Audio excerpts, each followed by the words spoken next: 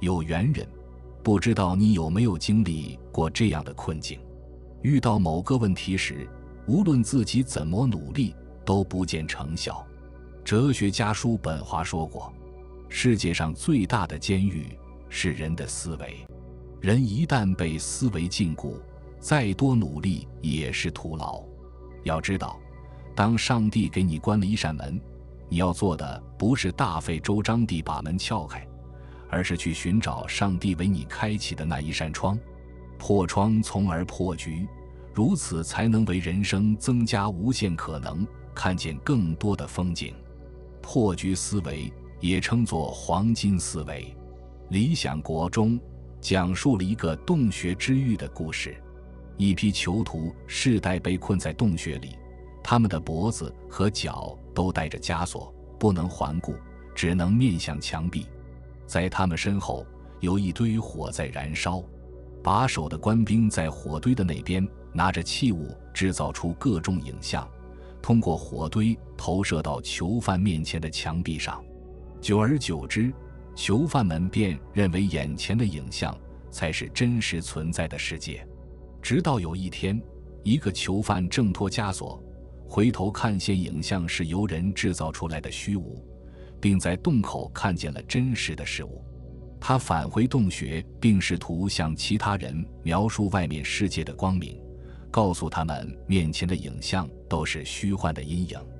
囚犯们不仅没相信，反而纷纷嘲笑他变得更加愚蠢了，坚信面前的影像才是实物。画的为牢，莫过于此。思维决定行为，行为决定结果。人这一生都在为思维局限买单。思维视角不同，人生的纬度也大不相同。若一味沉浸在自己的思考中，无异于洞穴里的囚犯，只会困死自己。若换个思维看世界，不仅看到的风景大相径庭，遇到的挑战也大不相同，最后到达的人生高度也截然不同。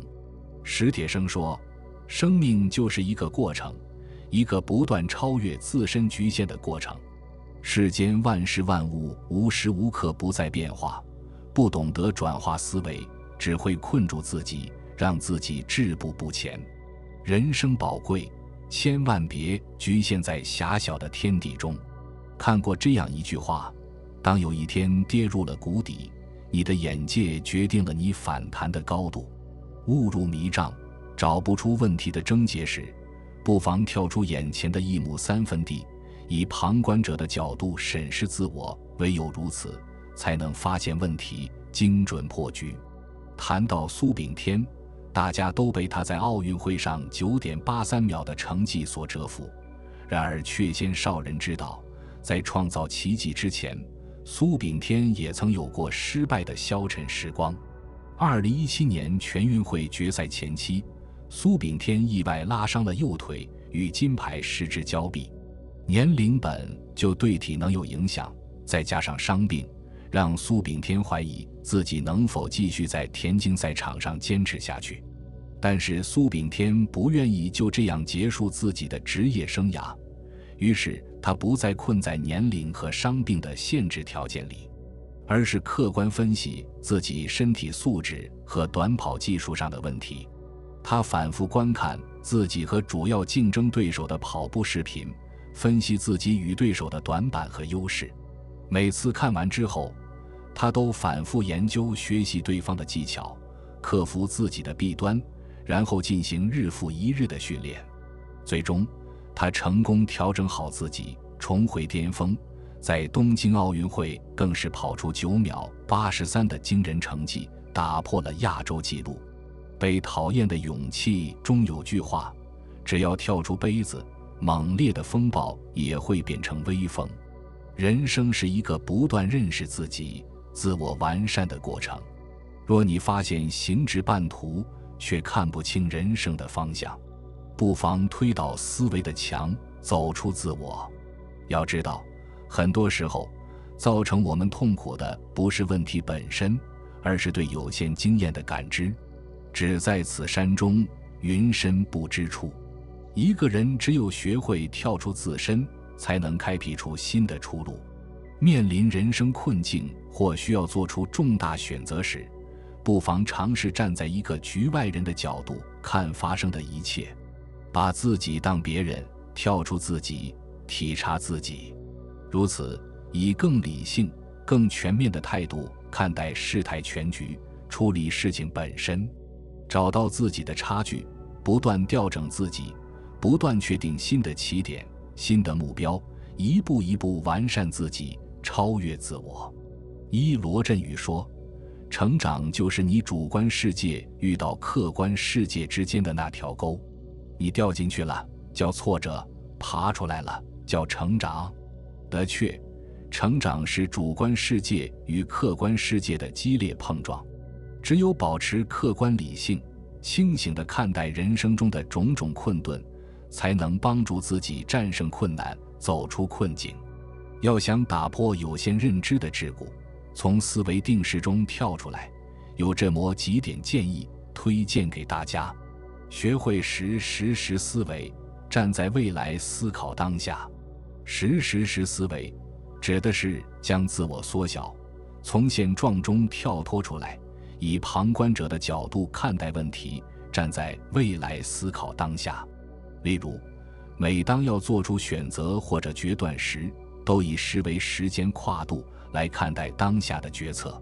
10分钟之后，你会不会觉得太冲动了？10个月之后，它会对你产生哪些影响？10年之后，你会后悔当下的选择吗？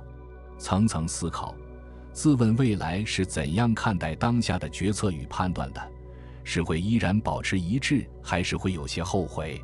以第三方的角度观察体会，做出正确抉择的概率会更大。人的思维可以无限延伸，站在未来的角度来思考，跳出事物的表面，看到更深更远的地方，才能够解决当下的困局。2、多与他人交流，思维碰撞，总结反思。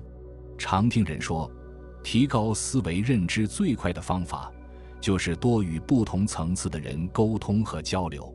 思维的碰撞不仅可以更好地提升自我，还关系到一个人的前途命运。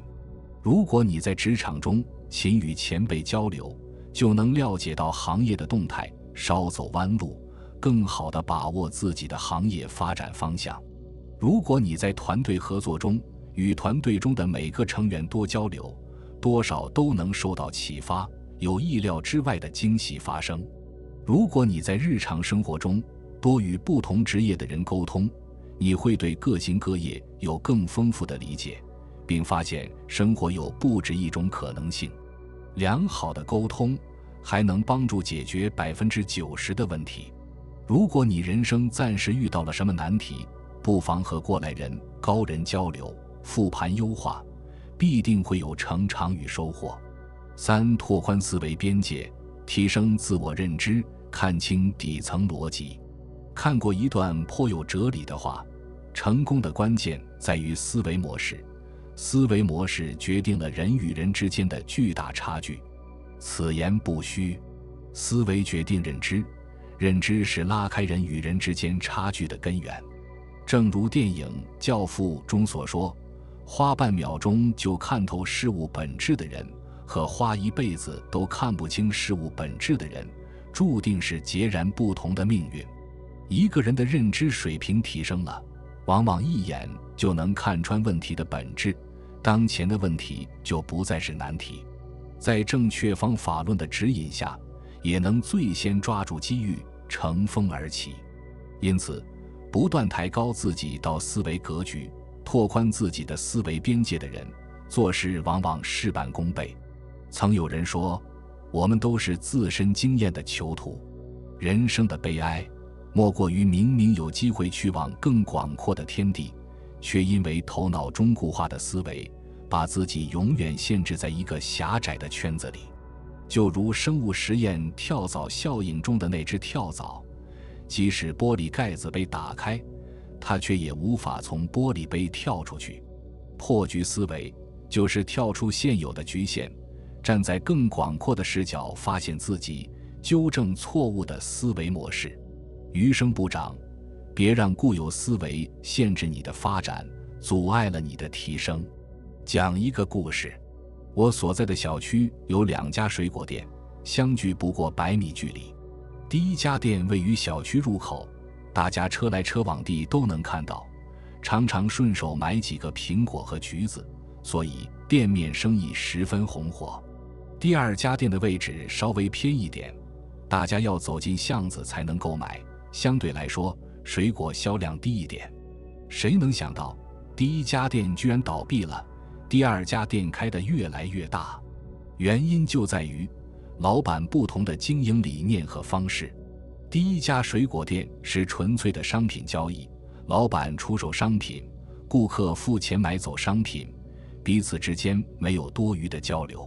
第二家水果店却会想办法留住顾客，今天搞个促销活动，明天做个满减优惠，很多住户被吸引，愿意多走几步路过去买东西。疫情期间，第二家水果店嗅到商机，不仅增加了水果种类，还在店铺里面单独设置了蔬菜区和零食区，和供应商谈好了供应方式。有人劝第一家水果店抓紧调整经营方式，否则小区住户就这么多，一旦客源被抢走，生意就淡下来了。老板不在意，认为自己占有天然的地理优势，疫情又怎么样，影响不到自己。后来小区封控，第二家水果店生意异常火爆，第一家水果店却黯然收场。心理学中有个花盆效应，指的是花朵在特定环境下生长得很好，一旦脱离这个环境就会不堪一击，迅速凋零。放在人身上来看，花盆就像人的思维，如果我们不会审时度势，不愿积极改变，人凭思维住进牢笼，就会视野狭隘，行动力迟缓，错失一次次成长良机。比如选错了专业，不是认真准备转专业考试，辅修喜欢的课程，而是整天唉声叹气，浪费了宝贵的学习时间。比如选错了对象，不是及时止损，而是一边抱怨自己遇人不淑，一边和对方纠缠，虚掷了明媚的青春时光。又如找工作时没被心仪岗位录取，不是苦练技能寻求跳槽机会，而是消极怠工，损害了自己的职业口碑。可以想见的是，因为他们的思维总是停留在眼前的困境，没有站在更高层面来思考和解决问题，就陷入自我内耗和自我怀疑。在一个又一个困局中，他们的热情被慢慢消磨，力量也被渐渐削减，得不偿失。卡伦·霍妮在《我们内心的冲突》中说道，我们越是正视自己的冲突并寻求自己的解决方法，我们就越能获得更多的内心的自由和更大的力量。遇到困局不可怕，遭遇冲突也无需抱怨，如果能正视问题，积极解决问题，就能打破眼前的困局，让生活豁然开朗。看过一则视频，小伙子的车开到很窄的一条路上，一个没留神，半边车身卡进了沟里，怎么都出不来。他合计了一下，要是找救援队来抬车，起码要1000元，花费高，实在舍不得。于是他换了个思路，当场从不同店家点了20份外卖，花了不到300元。外卖小哥赶过来，大家齐心协力，很快就把车抬上来了。事后，小伙子把点的外卖全部送给了外卖小哥，换来了彼此无言的感谢和温暖的相助。不得不说，思路决定出路，格局决定结局，在任何时候都一样。有时候，与其望着一片汪洋哀叹自己不会游泳，不如制造一艘船，帮助自己慢慢划过去。有时候，与其望着惨淡的业绩愁眉不展，不如跟着时代前进，将产品放在直播间，吸引更多人购买。就像罗永浩和董明珠投身直播行业，一个是为了还债，一个是为了帮企业盈利，都是放下了原来的身段和固有的思路，才开辟了新路，帮助个人和企业攀上新高。稻盛和夫说过，人充满热情，提升能力，持有正确的思维方式显得极其重要，因为有了正确的思维方式，才会有幸福的人生。那些敢于突破常规思维、勇于探索的人，总是不断创新，不断超越，跨过眼前种种困难，寻找到新的发展机会。那么，如何看清当下的困局，树立破局思维？以下3个方法可以借鉴。第一，保持学习，努力提升格局。有这样一个说法，当你从3层楼往下看，看到的是满目的垃圾，而你站在30层楼往下看，看到的是无边的风景。一个人只有站得更高，才能看得更远，不为眼前的困境遮蔽双眼，不为一时的情绪困扰自己，从而冷静下来，寻求破局之道。那些破局能力强的人，往往是具有大格局的人，他们有真本事，善于思考，关键时候总能想出办法来渡过难关。多阅读书籍，尤其是和自己惯有思维和兴趣不同的书籍，由此锻炼自己的批判性思维，学会多维度看待事物。多和优秀的人交往，学习他们处理问题的方式方法，通过他们的视野来关照自己，反思自己，提升自己，突破思维局限。多提升专业能力，通过学习和实践相结合，让自己能举一反三，融会贯通，无论遇到多大挑战，都能积极应对。第二，锤炼心态，永远看到积极的一面。听过这样一个故事，协商把手下的2个销售人员叫来，对他们说，谁能把鞋子卖到非洲去，我就给谁丰厚的回报。一个人摇头，认为老板在为难自己，非洲人不穿鞋，我怎么可能卖给他们呢？另一个人接受挑战，多好的机会啊，多大的市场啊，要是非洲人民知道穿鞋的好处，该有多少人买我的鞋呀？最后的结果是，第2个人不仅完成了任务，还获得了升职加薪的回报。面对同样一件事情，有人看到挫折，有人看到机遇，不同的心态影响着我们的破局能力。生活里很难事事如意，总有突如其来的情况，这个时候不要抱怨，而是要在危机中保持乐观。当你的心态放平，情绪稳定，就能想出更多破局方法，收获更大成长。第三，转换视角，站在结局看现在。有时候我们看不清事情的本质，困在当下局面中无法自拔，原因是只缘身在此山中。不如尝试调整一下自己的视角，把专注在此刻的困境调整到结局的情景，想象10年或者20年后，你希望过一种怎样的人生，然后再倒推回来，为了实现那个理想的人生，我们当下需要怎么做，然后积极行动起来。换个视角会发现，困住我们的烦恼和忧愁消失了，取而代之的是希望和憧憬，由此可以激发我们的内在潜能，做出更智慧的决策。由此，我们的人生也能跨越困境，走向美好。作家马兴华在《思维破局》里写道，只有没想通的人，没有走不通的路。解锁生活中很多困局的钥匙就在思维。思维一变，就如同推倒第1块多米诺骨牌，后边的行为会跟着变化，最终产生戏剧化的效果。行走世间，我们每个人都要经历不同的困局，如何破局，考验的不仅仅是我们的智慧和勇气，还有行动与坚持。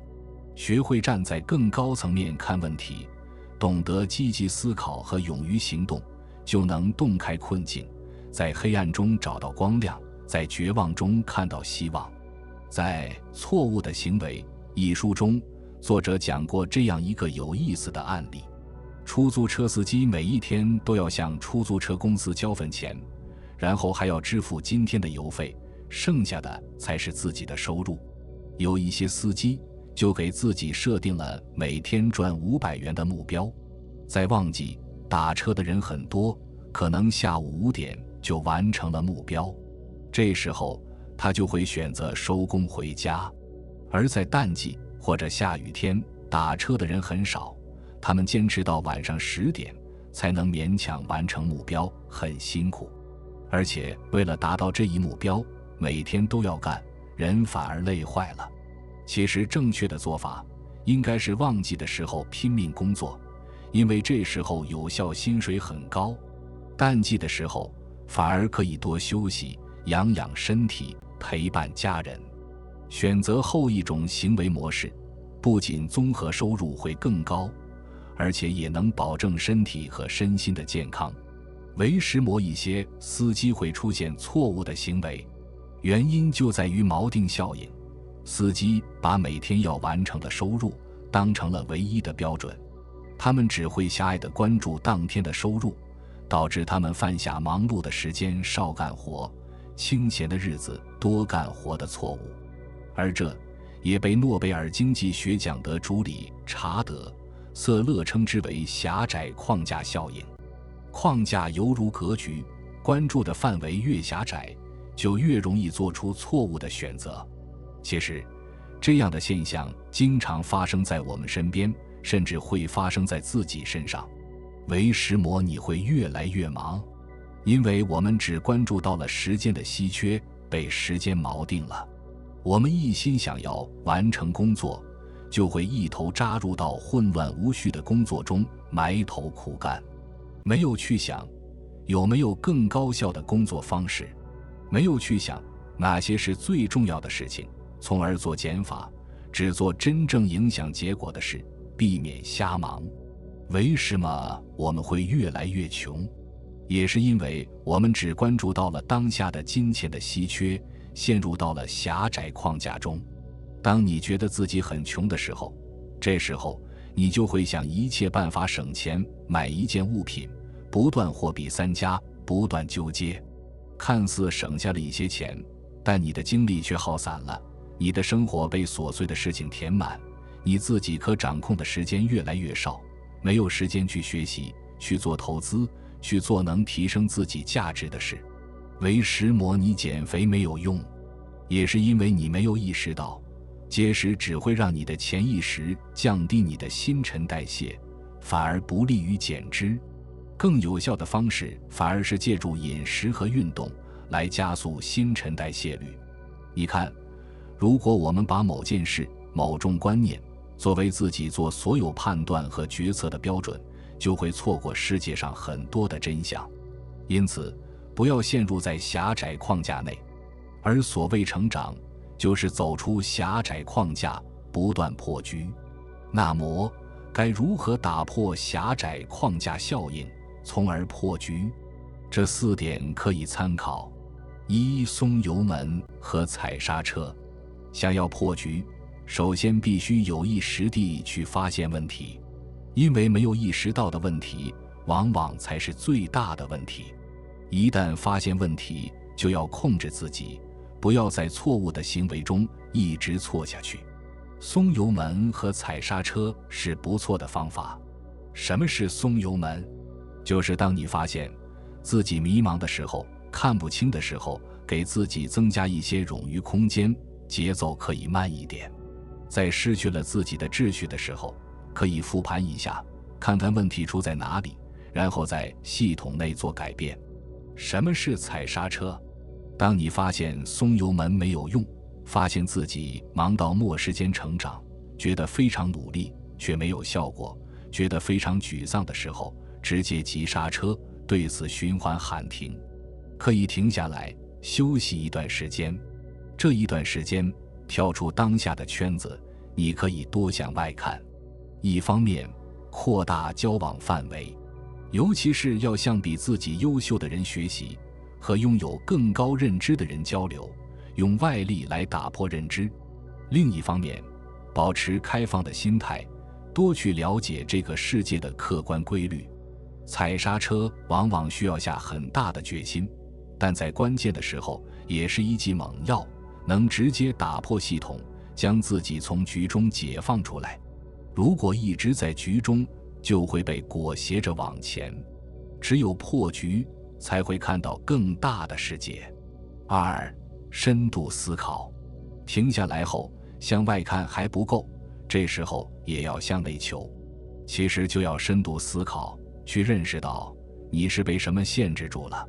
想一想自己为什么会陷入当前的框架，现在为什么会越来越忙，是什么原因造成的？现在让你忙的这件事重要还是不重要？之所以这么忙，是能力不够，还是受到了环境的干扰？要摆脱现状，该怎么做？用思维逻辑来复盘，找到问题的深层次原因，认识到本质，从而看得透。3. 增加锚点。上面出租车的案例，之所以他把自己累得疲惫不堪，原因就是因为他被单一锚定了。为了避免这种情况，就要增加锚点。这位出租车司机除了赚到的收入，他还应该考虑他的工作效率、身体状况、幸福度等多个锚点。锚点多了，考虑的因素更全面，就能看到全局，不被局限。比如管理者在定目标的时候，也不能只关注收入。如果仅仅被收入锚定，就会陷入狭窄框架，很可能为了完成目标，疯狂招人或者疯狂投广告。到最后，尽管收入增加了，成本也增加了，最终不赚钱。不仅要关注收入，还要关注利润率，还要关注人效。设置多个锚点，更容易看到全局。4. 将时间维度纳入考量。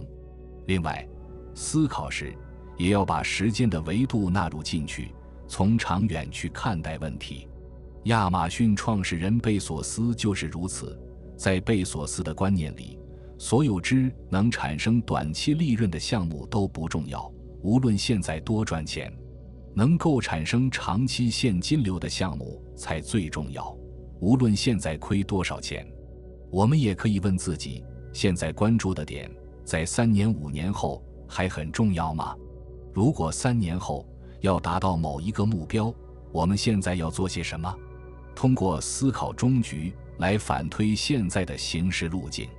思考时加入时间的维度，用数年后的终局来看待当下，很多事情一下子就会变得清晰起来，也能做出取舍了。遇到问题的时候，有的人陷入思维定式，困于方寸之间，而有的人却能打破常规，敢于跳出惯性思维，轻松突围。拥有破局思维的人都懂得叙事、谋事与借势，形成更高的眼界、更深的动线、更大的格局，让自己飞得更高。叙事拓宽自己的思维和格局，叙事就是蓄能、蓄力。任何成功背后都是有迹可循的付出和坚持，长期的坚持说到底就是一种叙事。在叙事的过程里，提升自身的认知、眼界，撑起自己的思维和格局。若风到强风，需要一个蓄力过程。风巨鸡的力量不雄厚，它便无法推动巨大的翅膀。星星之火，需借一切可用之事，暗自努力积蓄，才能成燎原之势。很多时候，阻碍我们的不是勤奋程度，而是固化的思维模式。当一个人遇到问题只停留在表象，一味地被过往的经验套牢，虽极尽努力，却可能徒劳无功。谋事把脉局势，看清方向。凡是取得成功的人，在达到目标之前，会将问题看得更加深远，更为透彻。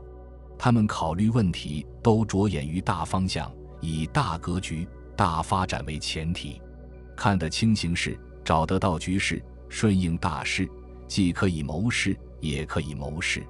有时候，低质量的忙碌只会让人麻木，我们不能只顾低头赶路，要记得抬头看路。善于思考的人，会与时俱进，关注大环境的变化和领域动态，发现并把握转瞬即逝的机会，把时代的脉络搞清楚，把当下的发展方向悟透，才能从中发现自己要走的路，届时提升洞见与破局能力。真正厉害的人都擅长通过借势加倍放大成果，借伯乐的赏识展现自己的才华，借助优质的平台发挥更大影响力，借助活跃的市场实现个人的价值。每个人都有视觉盲区以及固定的思维模式，有时候自己绞尽脑汁都解决不了的问题，可能只是走进思维的死胡同，这时候别人的点拨可能就会让我们如梦方醒。